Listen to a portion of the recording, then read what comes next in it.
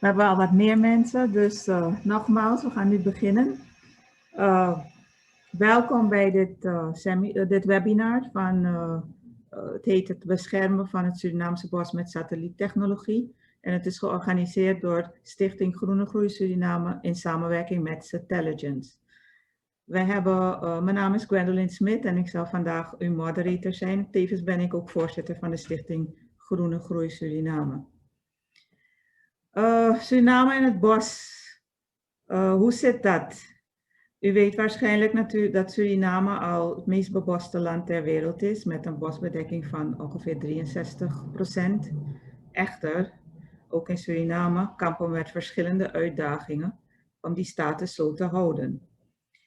Vandaag zullen we eigenlijk niet ingaan op de uitdagingen en de bedreigingen, maar met name kijken of er mogelijkheden zijn om deze effectief te monitoren. We zullen dat doen aan de hand van de techniek van Satelligence. De experts van Satelligence zullen zelf ingaan vandaag op de technieken die zij gebruiken en waarom deze technieken nuttig zijn en dit te onderbouwen met voorbeelden uit diverse projecten die zij in de wereld doen. Uiteraard komen ook de cijfers die sinds januari dit jaar verzameld zijn met deze technologie voor Suriname aan bod. Dat gaan we dus presenteren later in de presentatie. Sinds januari dit jaar zijn we namelijk met Stichting Groene Groei Suriname zijn we met Satelligence gestart om de data te verzamelen aan de hand van een satelliet om meer inzicht te krijgen wat er in het bos gebeurt. Hierbij focussen we met name op de bosgordel, waar het meeste hout vandaan komt, zoals u waarschijnlijk wel weet. En u zal zich afvragen, wie is Stichting Groene Groei Suriname? En de stichting is een not-for-profit organisatie. En we zijn sinds 2018 werkzaam in Suriname en richten zich op duurzame modellen die werken voor Suriname. En dit is een van de modellen die we aan het bekijken zijn. Voor ons is het natuurlijk belangrijk dat er meer data beschikbaar komt vanuit verschillende bronnen. Dus niet vanuit één bron, maar verschillende bronnen proberen we te testen, te kijken van werkt het voor Suriname. Zodat de diverse instituten, de overheid en wetenschappers daarmee verder kunnen gaan op hun vakgebied. Gedurende dit jaar van samenwerking met Satelligence hebben wij zelf veel geleerd als Stichting Groene Groei. We zijn geen bosbouwkundigen en we pretenderen dat ook niet te zijn. En al helemaal geen satelliettechnologen, daar weten we niks van. De nieuwe kennis was dusdanig interessant dat we hebben gemeend om dit webinar te organiseren. Zodat u ook een inzage kan krijgen in hoe satelliettechnologie werkt en hoe dit toegepast kan worden op verschillende gebieden. Zometeen zal ik het woord overdragen aan de vertegenwoordigers van Satelligence. Allereerst zal Niels een inleiding houden en daarna hoort u Rens, eveneens van Satelligence, met een meer technische uitleg. Wat ik u nog even door moet geven is dat u vragen kunt typen in de Q&A-box. Die kan u vinden ergens op uw scherm, onderin waarschijnlijk. Of u kunt uw hand opsteken en dan zullen wij aan het einde van de presentatie zoveel mogelijk de vragen beantwoorden. Als laatste wil ik ook aangeven dat deze sessie wordt opgenomen, zodat de link dan ter beschikking wordt gesteld en u er later naar terug kan kijken. Of voor de mensen die het niet hebben kunnen volgen, kunt u dat dan misschien delen. We kijken uit naar een vruchtbare sessie. En Niels, het woord is aan jou. Ja, dankjewel Gwen. Hallo allemaal, ik ben Niels Wielaert. Ik ben de directeur van Satelligence. Mijn achtergrond is bos- en natuurbeheer, wat ik heb gestudeerd in Wageningen met een specialisatie in satellietmonitoring, in remote sensing, GIS. Op dit moment hebben wij 25 mensen bij Satelligence werken.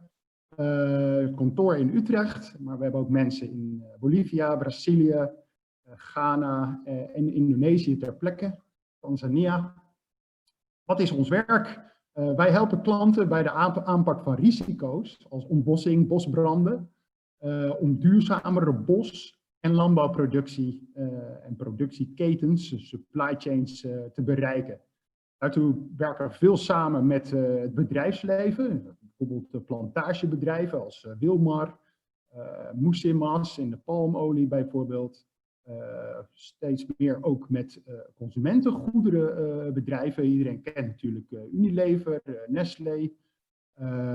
Financiële instellingen ook steeds vaker. Rabobank, banken, asset managers als Robeco en Actiam. Hoe helpen wij deze klanten?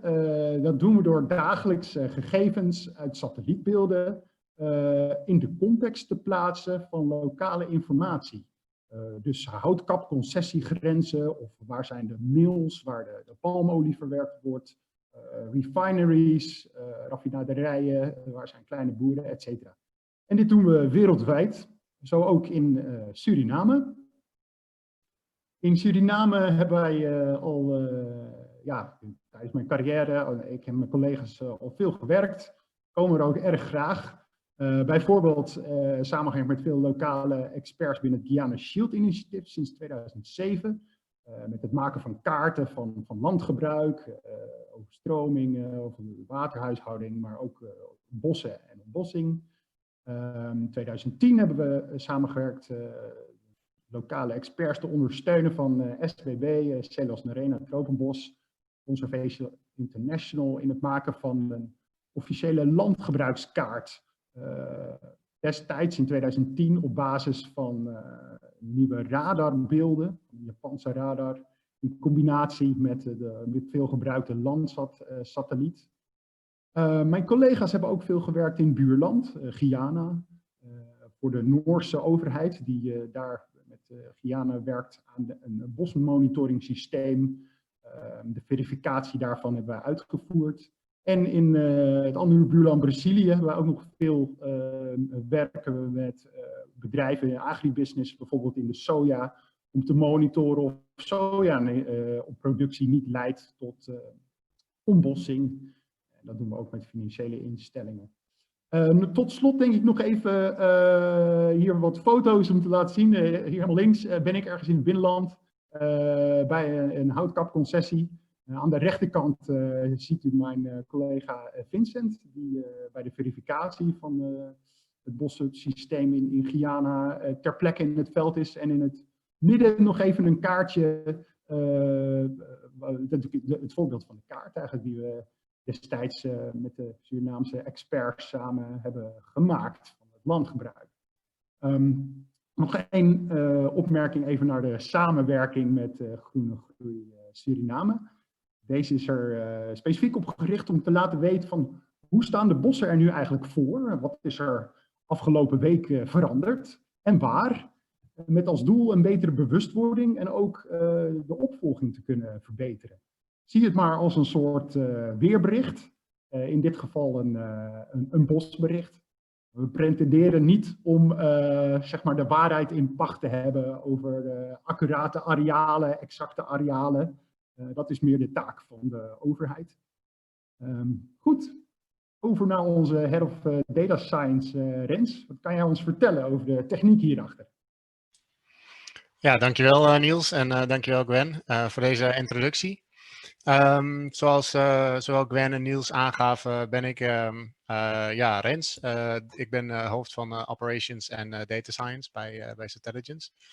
En ik ga jullie uitleggen hoe wij satellietdata gebruiken om tot inzichten te komen over het bos. En in dit geval dan voornamelijk het bos in Suriname.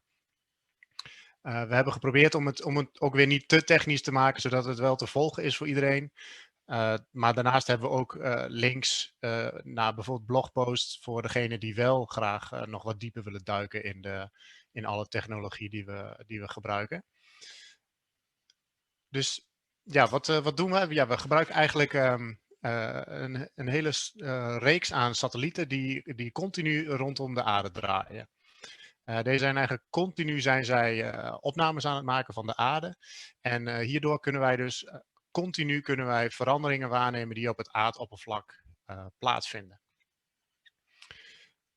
Nou, dit is een plaatje van een gemiddelde dag op aarde. Nou, je kunt al zien dat er behoorlijk wat bewolking is.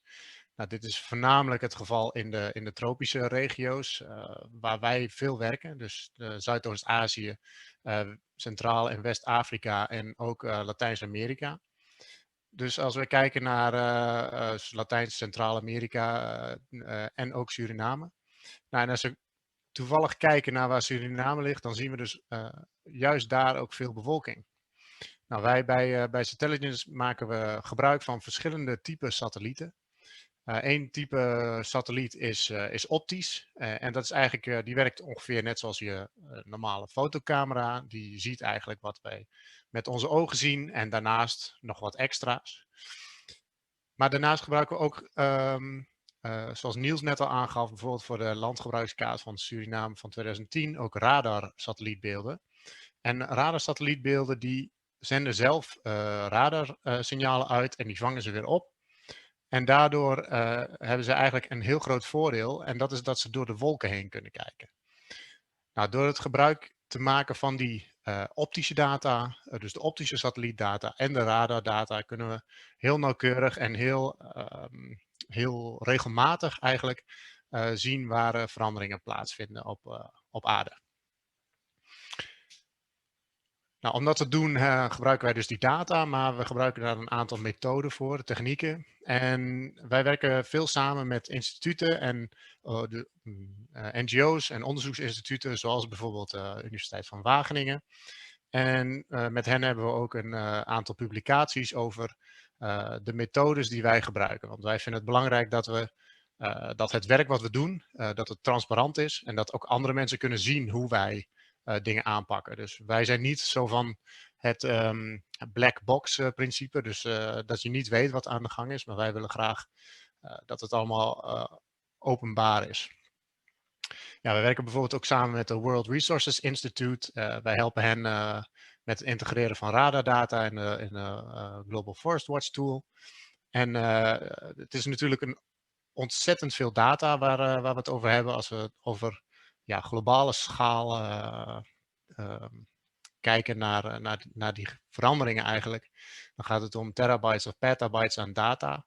En heel veel processing kracht wat er voor nodig is. Dus dat doen we eigenlijk allemaal in de cloud. Want dat kan niet meer op onze laptops. Ja, hier een lijstje eigenlijk van de ingrediënten die wij gebruiken als het ware. Eén daarvan is een Bosse basiskaart vanaf 1984. Zoals ik al eerder aangaf, de combinatie van radar en optische satellieten. En dat algoritme waar wij gebruik van maken om die verandering te detecteren. Nou, dit is een voorbeeld van de basiskaart van de tropische bossen. Waarom is dit nou belangrijk? Omdat we kijken naar veranderingen binnen bosgebieden, moeten we natuurlijk eerst weten waar staat het bos.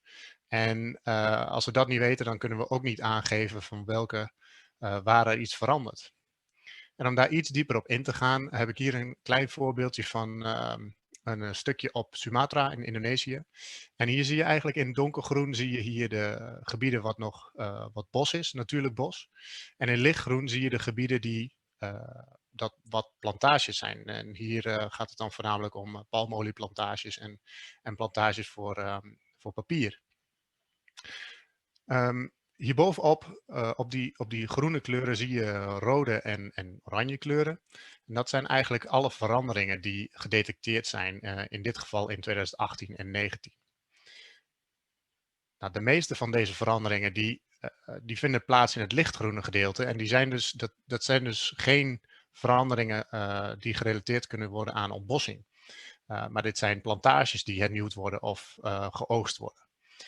Dus wat wij doen is kijken naar het gebruiken van die veranderingen, plus onze boskaart. En daarnaast overleggen wij met onze klanten om te kijken van wat zijn de gebieden die het meeste aandacht behoeven. Dus in dit geval kunnen dat zijn misschien 10 punten waar een klant opvolging voor zou kunnen gaan doen. Nou, 2 belangrijke aspecten die belangrijk zijn bij het werk wat we doen zijn nauwkeurigheid en consistentie. Natuurlijk nauwkeurigheid omdat we precies willen weten waar iets aan de hand is en wanneer. En consistentie omdat wij natuurlijk wat we nu opleveren willen kunnen vergelijken met wat we over bijvoorbeeld 2 jaar op gaan leveren. vandaar dat het belangrijk is dat we die resultaten consistent door de tijd kunnen leveren. Nou, hoe doen we dat? Nou, zoals ik al zei, we werken samen met de universiteiten. Wij maken gebruik van gepubliceerde methodes, dus dat het ook te controleren is.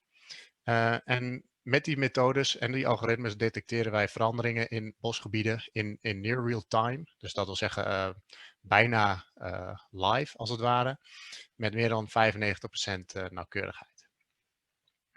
Om een klein voorbeeldje te geven van hoe dat eruit ziet. Dit is een klein gebiedje in Ghana, wat ook veel last heeft van wolkenbedekking en ook ja, haze, dus eigenlijk slechte atmosferische condities door bijvoorbeeld rook of ja, andere verstoringen.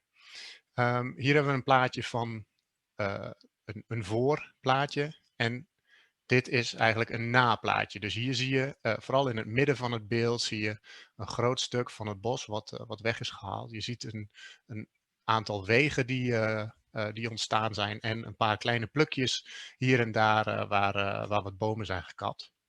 Als we daar ons detectiealgoritme op loslaten, dan zie je hier wat het gedetecteerd wordt. Hier in het groen is dus alles wat ons algoritme detecteert als verandering binnen het bos. En hier kun je dus zien dat alle veranderingen, vooral dat grote stuk, dat het er mooi uitkomt. Nou, dit hebben we ook vergeleken met andere databronnen die beschikbaar zijn. Eén daarvan is het GLAD-systeem. En het GLAD-systeem maakt alleen maar gebruik van één type satelliet. Een optische satelliet, de Landsat in dit geval.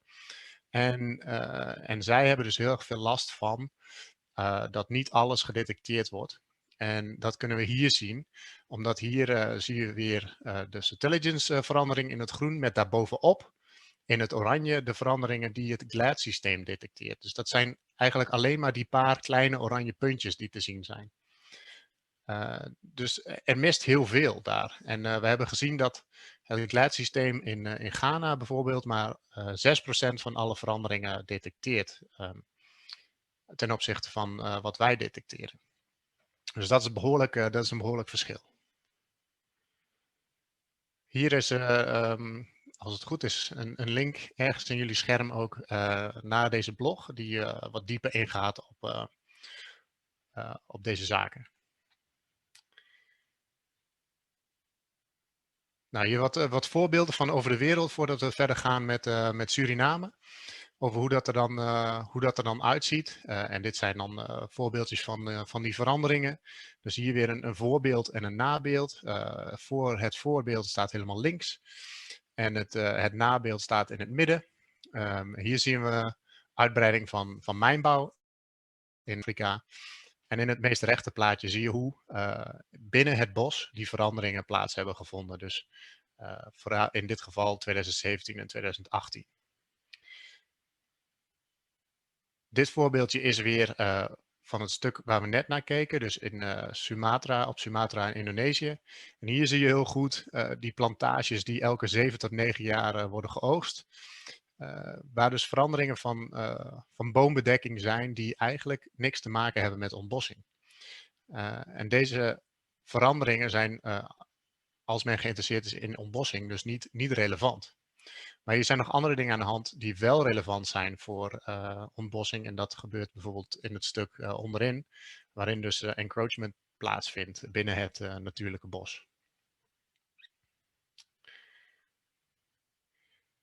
Nou, als we dan verder gaan naar Suriname, is er één ding belangrijk om te noemen, is dat we eigenlijk in Suriname voornamelijk kijken naar de term bosvermindering. En wat is het verschil tussen ontbossing of bosvermindering? Ik denk dat het handigste is om dat even aan de hand van 2 voorbeelden te laten zien. Ten eerste een voorbeeld van ontbossing. Hier zien we een plaatje van januari 2016. En nu komt er een plaatje van dit jaar, van afgelopen maand. En hier zie je dus een toename in, eigenlijk een groei van een mijn. Nou, dit gebied is is ontbost en hier komt ook geen bos meer terug. En het minimum aaneengesloten gebied wat ontbost moet zijn, of zeggen, waar de boombedekking verloren moet zijn, voordat het ontbossing heet, is 1 hectare. Als we dan kijken naar een voorbeeld van bosvermindering, dan zien we hier een voorbeeldje uit Suriname waar in dus zo'n houtkapconcessie waar er duurzame houtkap wordt gedaan. Dus hier zien we duidelijk de wegen lopen en we zien we zien behoorlijk wat van die plekken waar bomen zijn weggehaald. En dit is een beeld van 2 jaar geleden, dus oktober 2018. En als we daar een recent beeld naast zetten dan van 2 maanden geleden, dan zien we dat eigenlijk al die kale plekjes van 2 jaar geleden, dat die allemaal weer groen zijn geworden. En dit is dus een voorbeeld van waar houtkap op een duurzame manier gedaan wordt. Dus waar gekapt wordt en waar daarna het bos de kans heeft om te herstellen. Hier nog wat meer voorbeeldjes van houtkap en ook goudwinning in Suriname. Nou, allereerst, dit is weer zo'n gemiddelde dag met veel bewolking, waardoor het lijkt, nou, we kunnen weinig zien. Maar dus door het gebruik maken van die verschillende satellieten kunnen wij wel zien welke veranderingen er allemaal plaatsvinden. En dit zijn alle veranderingen die plaats hebben gevonden sinds januari 2018 tot nu. En hier zie je, ik weet eigenlijk niet of jullie mijn muis kunnen zien. Ik probeer het gewoon. Vanaf het midden naar beneden lopen wegen die voor houtkap bestemd zijn. En je ziet hier ook die kleine vlekjes eigenlijk die we net in het voorbeeld ook zagen. Waar dus die houtkap gedaan wordt. Hiernaast zien we ook gebieden waar wat lijkt alsof het voor goudwinning bedoeld is. Wat dus vooral de oude rivierbeddingen zijn waar veranderingen in plaatsvinden. Ja, hier hebben we nog zo'n voorbeeldje waarin je dus heel mooi ziet die patronen van de wegen en de houtkap die daar dus plaatsvindt binnen die gebieden, binnen die concessies. Nou, we zijn sinds begin dit jaar zijn wij bezig met het monitoren van de bosgordel in Suriname. En daar kunnen we een mooi jaaroverzicht van maken. Nou, allereerst beginnen we weer met onze bosbasiskaart. Nou, zoals Gwen zei aan het begin is Suriname het meest beboste land ter wereld met 93% bos.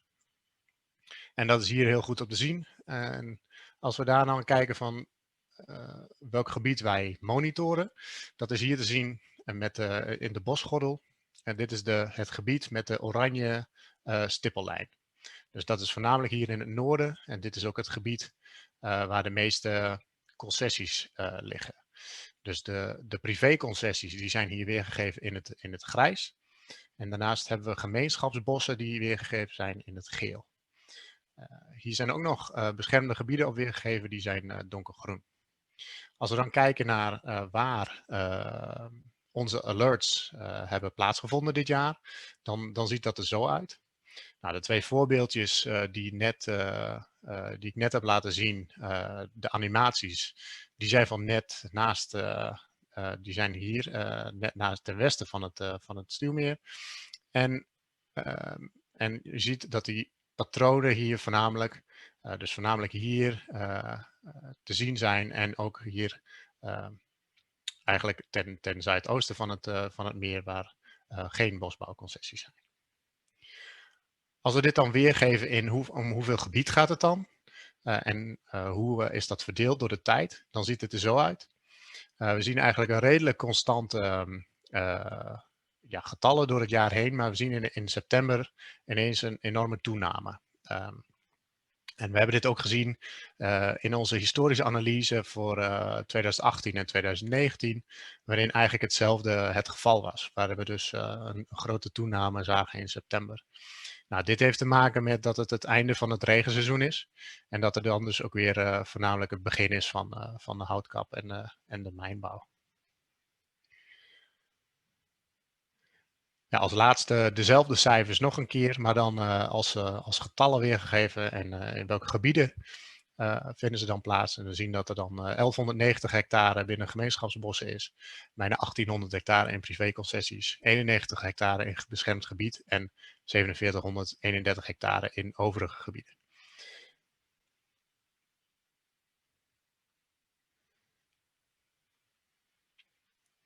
Oké, dan als laatste, bijna als laatste, nog een vergelijking. De bosbouwcijfers van de SBB laten zien dat dit jaar zo'n 3000 hectare is gekapt. Nou, Stellingen cijfers laten zien dat het bijna 8000 hectare is. Maar als we puur in de concessies kijken, dan is het ook bijna 3000 hectare. En de rest is eigenlijk buiten de concessies. Ja, dan als laatste heb ik wat voorbeelden van hoe wij dit presenteren in onze webapp. Dus dit is ook hoe Groene Groei Suriname de alerts ziet. En hier, dit is de overzichtspagina waarin we dus hier kijken naar het bulletin van de week of de 2 weken tussen 23 oktober en 5 november van dit jaar. Nou, we zien een overzicht van de verschillende concessies en we kunnen meteen zien met een rode kleur in welke concessies er een alert is. En waar dus de bosvermindering heeft plaatsgevonden. Nou, naast de bosvermindering kunnen we ook zien bijvoorbeeld hoeveel branden er zijn geweest, in dit geval 239. En we kunnen dan verder gaan inzoomen op de verschillende alerts eigenlijk. Dus we kunnen precies zien waar hebben de verschillende alerts plaatsgevonden. En hoeveel hectare was het dan? En we kunnen dan nog 1 stapje verder om echt per individueel alert te kijken naar oké, wat is er gebeurd? En kan ik ook een satellietfoto daarvan zien die daarbij hoort? Dus in dit geval zien we zo'n alert waarbij het dus gaat om een weg die gebouwd is. En aan de linkerkant zien we dan ook een lijst van andere alerts die in de geschiedenis gebeurd zijn in de buurt. En die dus misschien gerelateerd zijn aan dit alert. Ja, ik denk met deze voorbeelden ben ik aan het eind gekomen van het stukje techniek. En nu geef ik graag het woord weer aan Niels, die weer iets dieper ingaat op wat onze klanten zoal doen met, of wat je kunt doen met deze data eigenlijk. Ja, de satellietmonitoring is een tool in een toolbox, maar hij moet ook gebruikt worden voor effectieve activiteiten. Wat kunnen we doen? Nou, er zijn 3 dingen die we kunnen doen. Ten eerste is dat het ondersteunen van lokale overheden en NGO's voor effectievere opvolging op de grond. Een tweede ding wat wij veel doen wereldwijd is het ondersteunen van bedrijven met de onafhankelijke bewijs van duurzaamheid van productie. Ik gaf al aan, soja, maar ook hout, palmolie, cacao, etc. Consumenten, en met name millennials, willen in toenemende mate weten dat de producten die zij kopen niet geassocieerd zijn met milieuschade. Een derde ding is het ondersteunen van investeerders in toenemende mate bij het aantonen van een positieve impact van hun investeringen. Als we meer in detail kijken naar bijvoorbeeld Indonesië, daar werken we samen met overheidspartijen in Leuser, dat is in Sumatra. Dit voorbeeld, de toepassing was daar natuurbescherming, om door middel van de satelliet sneller op de juiste plek ter plekke te kunnen zijn. Een ander voorbeeld is dat we werken met kleinschalige palmolieproducenten, een palmoliebedrijf en smallholder farmers in Oeganda. En daar zien we wat we wereldwijd in tropische, moeilijk toegankelijke gebieden vaker zien. En dat is dat in dit geval de bosdienst moet patrouilleren in een groot gebied, wat bestaat uit wel 130 eilanden met 64 forest reserves. Maar ze hebben helaas maar 1 auto en 3 motoren ter beschikking. Dan wordt het heel lastig om overal, je kan niet zomaar rond gaan rijden. Het is heel fijn als je satellietinformatie op kantoor kan checken van nou, deze punten willen we vandaag gaan bezoeken. En dat je dus de informatie hebt ter plekke om te kijken, oké, we zien hier ontbossing, wat zien we op de grond? Worden daar bepaalde gewassen geplant? Is dat binnen de grenzen van een natuurgebied of daarbuiten?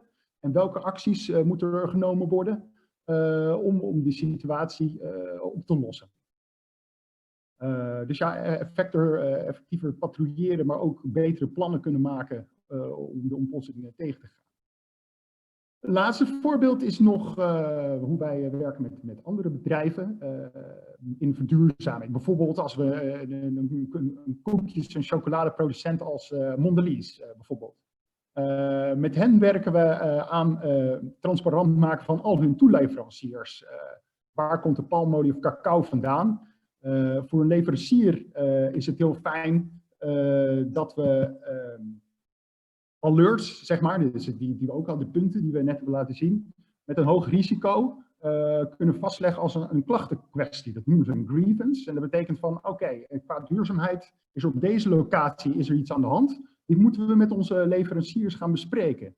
Maar dan eerst willen ze natuurlijk wel de bevestiging van de veldteams dat het inderdaad iets is wat aan de supply chain van het bedrijf gelinkt kan worden. Nou, voor de efficiëntie, nogmaals, kunnen we dus sneller naar de juiste plaats voor een oplossing met de verantwoordelijken die daar bezig zijn met houtkap. En een koper kan daarbij kijken van ja, de impact van ontbossing, die kan ik nu kwantificeren. En ook communiceren naar mijn klanten en naar andere toeleveranciers, et cetera. En op basis daarvan kunnen inkoopcontracten herzien worden. Goed, hoe zien wij de toekomst? We hebben nu een afgelopen jaar heel fijn samengewerkt met Groene Groei. En ja, hoe zouden we dit kunnen plaatsen in de bredere samenwerking met de overheidsinstanties en andere NGO's? We zien bijvoorbeeld dat Conservation International is bezig met NASA aan satellietmonitoring. Het is ook zo trouwens dat ondertussen SBB heel hard heeft gewerkt aan een houtkapregisitratiesysteem met de SVIS. Het zou natuurlijk interessant zijn om te kijken in hoeverre alle veranderingen die we detecteren, en bosvermindering, in hoeverre we dat kunnen koppelen. Om te kijken van hoeveel waar gekapt wordt, om het in die zin te verbreden. Het is ook zo dat WWF onderzoek doet naar, is het mogelijk om ontbossing te gaan die in de toekomst nog zal plaatsvinden, om dat te gaan voorspellen. Dus dat zou ook eventueel complementair kunnen zijn aan het systeem dat we vandaag hebben laten zien. Daarbij wel een kanttekening. We zien bijvoorbeeld in ons werk in Brazilië, waar we werken met het Mapioma-systeem, dat van alle duizenden alerts die worden gedetecteerd, eigenlijk maar 4% opgevolgd wordt in het veld.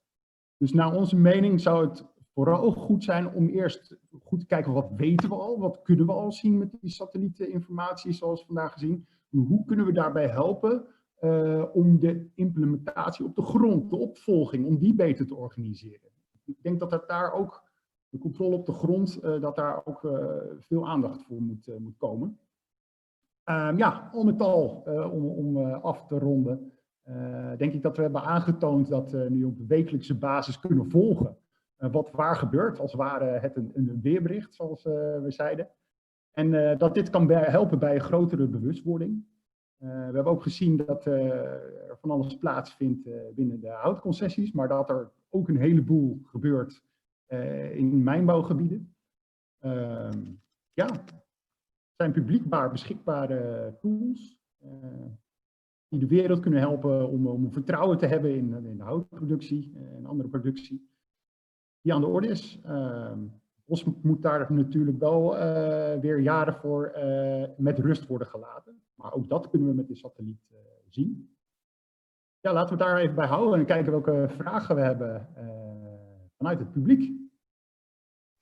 Oké, dankjewel Niels en Rens voor de uiteenzetting van de satelliettechnologie van Satelligence. We hebben een aantal vragen, dus laat me direct van wal trekken dan dit. Anyway, de eerste vraag komt van Lauran Verstraten en die zegt het volgende. Wellicht gemist, Maar wat gebeurt er met de gegenereerde alerts? Hoe worden deze afgehandeld? Worden deze direct doorgestuurd naar de verantwoordelijke bestuurslaag, beheersorganisatie? Ik weet niet aan wie ik de vraag kan geven. Niels of Rens? Ja, ik kan hem wel beantwoorden, denk ik. Ja, wij werken bijvoorbeeld in het geval zoals Groene Groei Suriname direct met die partijen samen. Dus zij zijn degene die de alerts ontvangen. En zij zijn ook degene die dus daar direct actie kunnen ondernemen indien nodig. Ja, afhankelijk van wat voor type bedrijf het is, zijn er vaak meerdere sleutelfiguren eigenlijk binnen zo'n bedrijf die alerts ontvangen.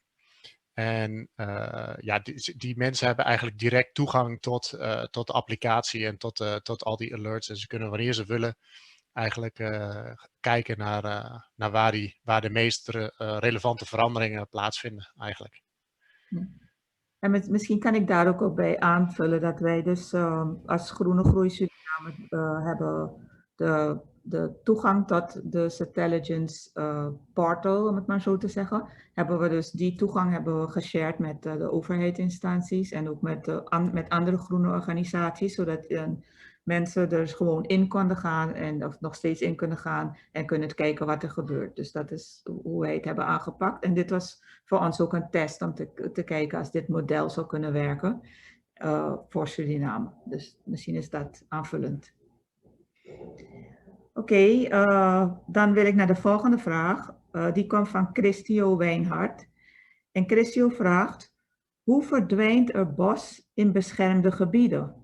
Is dat illegale houtkap? En wat wordt er bedoeld met overige gebieden? Zijn dat dan gemeenschapsbossen? Wat wordt bedoeld met buiten de concessies? Kunnen deze beelden worden gekoppeld aan de concessiekaarten, zodat we weten wie wat doet? Wie kan ik het woord geven? Rens of Niels? Ja, ik kan hem wederom beantwoorden inderdaad. Ja, dus in de cijfers, ik kan ze eventueel nog even tevoorschijn toveren. Ja, dus misschien kan ik het laten zien op de kaart eigenlijk. Ja, dus we hebben hier op de kaart, kun je dus zien waar de concessies zijn, waar de beschermde gebieden zijn. En de concessies zijn dus ofwel privéconcessies of de gemeenschapsbossen. En dus eigenlijk de getallen die, die hier staan, betekent dus dit zijn de getallen binnen die concessies. En we kunnen dan, dus in de bovenste twee regels heb ik het dan over, of binnen privéconcessies. We kunnen ook per concessie individueel zien, bijvoorbeeld hoeveel bosvermindering er heeft plaatsgevonden. We kunnen ook in de beschermde gebieden kijken waar dat precies gebeurt. Dus dat is allemaal mogelijk, inderdaad. Even kijken of ik de vraag helemaal beantwoord heb.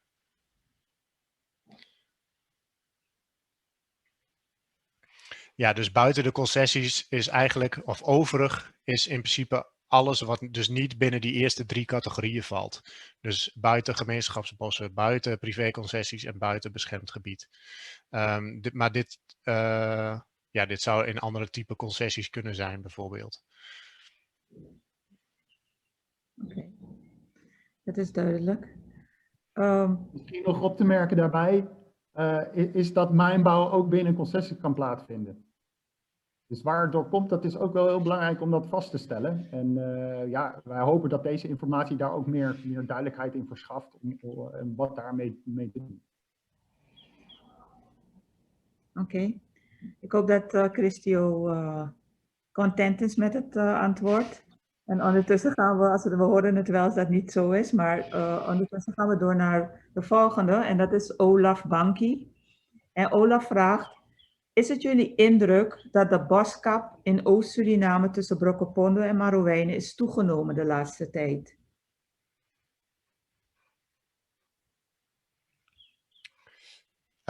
Ja, ik moet zelf zeggen dat ik daar niet echt naar gekeken heb. Dus ik zou zelf eigenlijk niet het antwoord weten op deze vraag.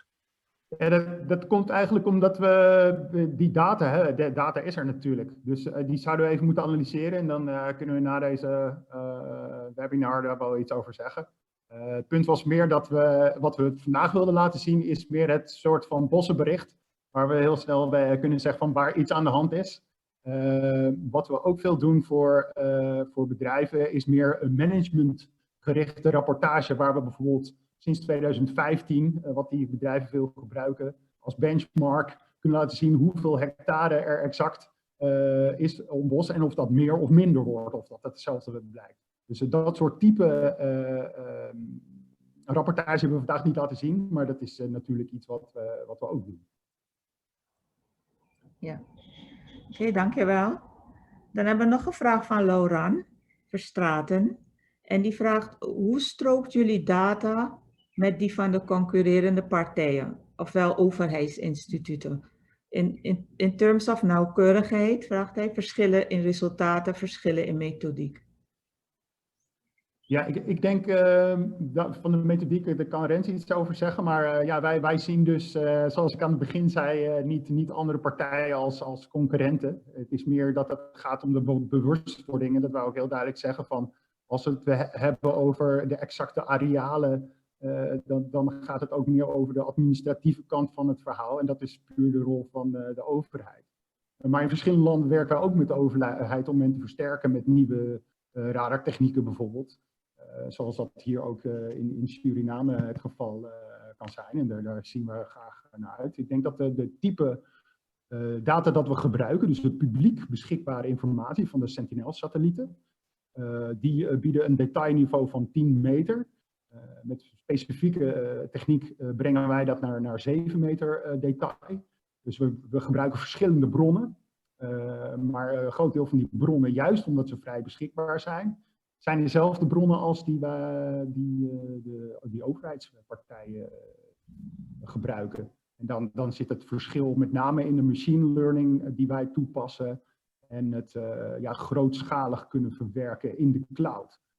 Maar ik weet dat ook veel overheidspartijen ook in die richting gaan werken. Dus ik verwacht dat dat ook qua methode veel meer zal gaan convergeren in de toekomst. Oké, dankjewel. En Lauraan heeft nog een vraag en die stelt de vraag, even kijken hoor. Hebben jullie direct samengewerkt in het ontwikkelen van de Map Biomass Methodology? Nou, in Brazilië hebben we niet meegewerkt aan het ontwikkelen van die methode. Maar we hebben wel informatie uitgewisseld voor het gebruik van die methode en onze methode en Map Biomass naast elkaar gelegd. Vorig jaar zat ik in een panel met Tasso Acevedo, die de lead is, om over dit soort technieken en de toepassing met name ervan te praten. Oké, interessant. Oké, dan hebben we een vraag van een anonieme participant. En die vraagt, hoe nauwkeurig is de data dan? Als bijvoorbeeld tot op de centimeter of de meter. Dus hoe nauwkeurig? Ja, dat is eigenlijk wat Niels eigenlijk net al aangaf. Dus dat, dan hebben we het over meters. En de open data die wij eigenlijk gebruiken, dus de Sentinel data, die komt in 10 meter. En wij maken daar dan inderdaad, wij kijken naar een pixelgrootte eigenlijk van 7 meter. Dus die veranderingen die detecteren wij. Wij gebruiken nu ook sinds kort is eigenlijk Planet Data beschikbaar. Dat zijn beelden, maandelijkse beelden, die gebruikt kunnen worden om te kijken naar die ontbossingsdetectie. Bijvoorbeeld. En die zijn rond de 3 meter, dus die zijn een iets kleinere pixel hebben die. Maar het probleem wat we daar wel veel zien is dat die producten, dat die zeker in de gebieden waar wij werken, dat die nog eigenlijk bomvol wolken zitten. Dus dat daar ook nog wel wat werk voor nodig is. Ja, dat klopt. Dat zie je. Dat zijn optische beelden die dus niet door de wolken kunnen kijken als het ware. En daar heb je elke dag wel een nieuw beeld. Maar heel veel dagelijkse beelden van Suriname zijn zoals we niet te zien bijvoorbeeld. Dus ja, wij proberen van alle bronnen het beste te verwerken en mee te nemen. Oké, de vragen komen er lekker aan. Een volgende vraag is weer van Laurent. En die vraagt, zien jullie dat de data die jullie genereren ook meegenomen wordt in het opstellen en evalueren van beleid? Of ligt de nadruk van het gebruik met name op de alerts? Ja, misschien moet ik kan daar ook beginnen hoor. En zeggen dus dat wij als Groene Groei eigenlijk dit als een model hebben gezien, een test. Ik zou eerder zeggen van weet je, we hebben gezegd van luister, dit is heel interessante technology, heel interessante methodiek ook die wordt gebruikt. Laten we kijken als het, hoe werkt dat precies? Hoe zien we die alerts? Wat zien we? En wij hebben het gezien als een test. En we gaan dus nu, nadat we ongeveer een jaar hebben getest, gaan we verder in conclave met de overheid. En kijken hoe dit misschien aanvullend, als een aanvullende dataset kan gelden voor de toekomst. Ik denk dat ik daarmee kan volstaan. Ja. En ik weet niet als jullie nog wat willen zeggen. Ja, misschien een voorbeeld vanuit andere landen, bijvoorbeeld in Ghana, waar we nou werken met de overheid en cacaobedrijven en NGO's. Daar zie je dat veel landschapsprojecten worden geïmplementeerd. En dat daar vaak beleid wordt gemaakt bijvoorbeeld op cacao-productie. Terwijl die satellietinformatie ook kan aantonen dat er bijvoorbeeld de cacao-productie steeds minder tot ontbossing leidt. Terwijl de mijnbouw en de illegale houtkap druk steeds hoger ligt. En dat betekent dat door het evalueren van die resultaten, dat daar weer ander beleid gemaakt kan worden. Om bijvoorbeeld bepaalde jaarlijkse gewasproductie in gebieden die daar in de buurt liggen te verhogen, een actie te ondernemen tegen de mijnbouw. Dat zijn dingen die wij in de praktijk tegenkomen. Oké, dankjewel. We hebben een vraag van, die uit 7 onderdelen bestaat van Mark Jojo Di Cromo. En Mark vraagt als eerste, ik denk dat we het stuk voor stuk moeten doen, want het is een beetje een lange vraag. Een toelichting op de start en de end date in de shapefile database. Ik weet niet precies waarover dat gaat. Ja, ik zie hier een aantal vragen. Ik zie de vragenlijst ook staan. Er zijn een aantal vragen die zijn denk ik, ja, die hebben specifiek relateren die aan de alerts, hoe ze in de app zitten. Ik denk dat die misschien net iets te diep ingaan over wat het precies is, omdat het voor de meeste mensen niet goed te volgen is. Dus ik zou voorstellen dat we dat even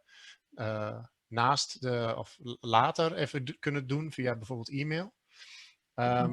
Maar ik zit te denken wel bijvoorbeeld, nou ja, vraag 1, maar vraag 2 zou dan wel kunnen, denk ik. Ik zit even te denken, ik zit even nog te kijken. Maar, ja. Ik denk voornamelijk vraag 1 en vraag 7, dat we die even later zouden moeten oppakken. Oké, dan laten we dan naar vraag 2 stappen. Wat is de duurzaamheid van het project? Hoe maken we het duurzaam? Dat is de vraag.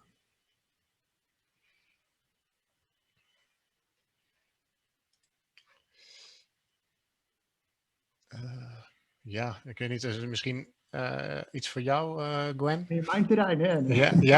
Ja, of Niels inderdaad. Ja. Ja. Nee, wat wij wereldwijd veel zien is publiek-private samenwerkingen. Dat is echt super interessant. Eigenlijk waar ik al een beetje op hintte. De samenwerking tussen de NGO's die actief zijn. Vooropgesteld en natuurlijk de overheidsinstanties die de autoriteit zijn op dit gebied. Met technische ondersteuning van partijen zoals wij. Ja. En dan echt, er zijn natuurlijk al veel plannen gemaakt en er is ook veel actie ondernomen al voor een nationaal monitoring systeem in Suriname. En ja, het zou natuurlijk prachtig zijn als we daar op aan kunnen haken. Dat denk ik in het algemeen dat antwoord is op die vraag. Ja, dat zien wij ook zo. En dus vandaar dus dat eigenlijk dit is een test, dus we gaan het evalueren samen met de overheidsinstituten die daar voor verantwoordelijk zijn. En dan kunnen we verder gaan en kunnen we kijken van hoe kunnen we het inderdaad een duurzaam en een lange termijn project maken. En dat heeft wij als Groene Groei organisatie zijn natuurlijk afhankelijk van donoren, maar we kunnen natuurlijk een wel een goede lijn uitzetten en kijken van oké, willen we hiermee door en wat maakt het sens om door te gaan en hoe kunnen we zo veel als mogelijk, kijk natuurlijk ook met hoeveel als mogelijk kennis bij elkaar brengen. En ik denk dat de kennis van intelligence erg belangrijk is in deze, omdat jullie ook al veel langer in Suriname werken en dingen hebben meegemaakt en jullie bijdrage hebben geleverd. Dus dat zou een hele mooie samenwerking kunnen zijn, denk ik. Dus vanuit Groene Groei. Maar ik wil doorgaan eigenlijk met de vragen, want er zijn er nog wel een aantal. Ja. Daar komen ook een aantal vragen van Mark in terug. Een link maken met FSISS. Ja. Weet je, dat soort zaken. Dat zijn dus de vragen die wij hebben voor de toekomst. Dat zijn dingen waarmee we met SBB en met anderen over moeten praten. En de vraag die ik denk wel, die jullie nog wel zouden kunnen beantwoorden, is op basis waarvan is het monitoringsgebied bepaald? Dit omslaat slechts een deel van waar een houtkap wordt gedaan. En ze vragen dus ook, kan de Greenstone Belt ook worden meegenomen? Ja, in principe monitoren we de hele wereld, dus ook de Greenstone Belt zit in het systeem. In deze samenwerking de afgelopen jaar met GGS hebben we gewoon gezegd van nou laten we eerst dit gebied even goed laten zien als een proof of concept van wat er al is. Welke inzichten we al kunnen hebben vanuit die publiek beschikbare satellietdata. Dat heeft eigenlijk dit gebied geïdentificeerd, maar we hebben de informatie hebben we voor het hele land. Ja, oké, duidelijk. Dankjewel. Een volgende vraag komt van Peter Philipsen. En die vraagt, brengen jullie ook vitaliteit van het bos in beeld? Dus het niet zichtbare deel van het satellietbeeldspectrum. Wordt bij bosvermindering verlies in biodiversiteit ook in beeld gebracht? En betekent gemeenschapsbos dat daar meer traditional shifting cultivation plaatsvindt? Ja, het eerste deel daarvan kan ik wel op reageren. Inderdaad, de vitaliteit van het bos is denk ik in landen met heel veel bos als Suriname een van de belangrijkste dingen. Zeker als er voornamelijk houtkap plaatsvindt. En wat we eigenlijk vandaag niet hebben laten zien is een onderdeel van onze service die zich meer richt op de carbon stock accounting. Waarbij we dus kijken van ja, iets kan bos, iets blijft bos. Alleen de hoeveelheid de koolstof in het bos neemt af of neemt toe. Daarbij zie je dus dat we bijvoorbeeld ook een LIDAR, dat is een laser uit de ruimte. Daarmee kan je de boomhoogte meten. En in combinatie met de satellietinformatie over wat voor bostypen er zijn en de veranderingen zoals we vandaag hebben laten zien, kunnen we dan iets zeggen door de tijd over de vitaliteit van het bos. In termen van die koolstof. Dus dat is inderdaad iets wat we nu vandaag niet hebben gezien, maar wat we met andere partijen elders in de wereld zeker wel aan het doen zijn. Het verlies van biodiversiteit is natuurlijk een hele specifieke kwestie. In de wetenschappelijke literatuur wordt soms gesproken van een empty forest. En dat zien we in West-Afrika veel, dat we kunnen zien zeg maar, dat er goed intact bos is. Maar door jachtdruk is er veel biodiversiteit verloren gegaan. Dus biodiversiteitsmonitoring, dat vergt ook juist goede interactie met de metingen op de grond. Vandaar. Wat gemeenschapsbos betekent, dat is misschien iets voor jou, Ben. Ja, dus ik denk dat we verder de traditional shifting cultivation vindt niet per se plaats in het gemeenschapsbos. Het gemeenschapsbos is juist dat bos wat wordt toegewezen om houtkap te doen. Shifting cultivation kan erin plaatsvinden, maar meestal niet, meestal erbuiten. En het systeem van shifting cultivation houdt eigenlijk, het is een sustainable systeem eigenlijk. Dus na een aantal jaren groeit het bos gewoon weer terug. Dus tenzij er dus niet een vrij grote populatie is van mensen, dan zie je dus dat shifting cultivation, de pressie is vaak bijna te verwaarlozen op het bos. Maar naarmate de populaties groter worden, is dat natuurlijk anders. Maar dus dat is wat ik er op dit moment van kan zeggen. Dan hebben we nog een aantal vragen voordat we afsluiten. Een paar kleine vragen. Aan het eind zie ik nog 2, zal ik er nemen.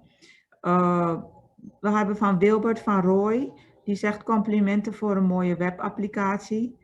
En vraagt als GGS ook samenwerkt met SBB. Dit omdat momenteel ook een nieuw Near Real-Time Radar Monitoring systeem ontwikkeld is voor Suriname door SARvision in samenwerking met WWF als onderdeel van het WWF Early Warning Systeem. Daar hadden we al eerder iets van gezegd. Maar ik zal even antwoorden als wij samenwerken met SBB. Ja, omdat wij deze applicatie hebben. Het is een test nogmaals en we hebben het dus ook aangegeven bij SBB dat we dit gaan testen. En de access tot de applicatie opengegooid voor zowel SBB als groene organisaties zoals WWF en andere CI en andere die ook bezig zijn met deze type monitoring systemen. Dus de bedoeling is wel, om het nog eventjes verder aan te geven, is dat wij hebben dit voor een jaar. We willen een jaar data verzamelen en analyseren. En dan willen wij eigenlijk als de testfase afronden en teruggaan naar SBB en misschien ook andere instanties. Om te kijken van wat hebben jullie hier aan? Is dit werkelijk iets wat jullie kan aansluiten op het SFIS-systeem? Of weet je, is het een andere dataset of whatever. Dus zij moeten dus aangeven van ja, dit is iets waarmee we kunnen werken of dit of niet. En dan gaan wij verder. Dus dat is, wij zijn eigenlijk ondersteunend aan de overheid. Zo zien wij dat in GGS. Maar ik weet niet als een van de anderen nog hier wat meer over wil zeggen. Ik weet het niet.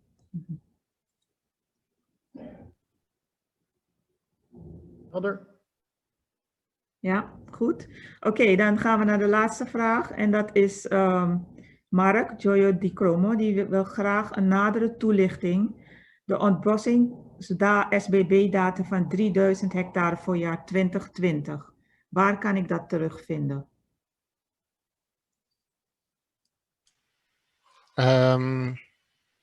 Ik ging ervan uit dat jij het antwoord wist, want ik heb de data van jullie gekregen. Ik weet het niet precies, maar ik denk dat we die data van SBB hebben gehad. In zover ik dat weet. Ik denk dat die data van officieel van SBB komt. Maar die zoeken we op. Dus, ja, die zoeken we op. Ja. Dus dan zullen we het opzoeken. Ja. Oké, dan zijn we eigenlijk aan het... het kwam uit een interview van SBB, hebben we begrepen. We hebben een interview gehad met SBB en daar is het uitgekomen. Dat werd me net doorgegeven. Dus dat is... het is waarschijnlijk niet gepubliceerd, maar in een interview gegeven. Dan wil ik hierbij eigenlijk aan het einde gekomen van het webinar. Ik wil iedereen bedanken voor de belangstelling die heeft getoond om hier vandaag aanwezig te zijn. Ik wil Niels en Rens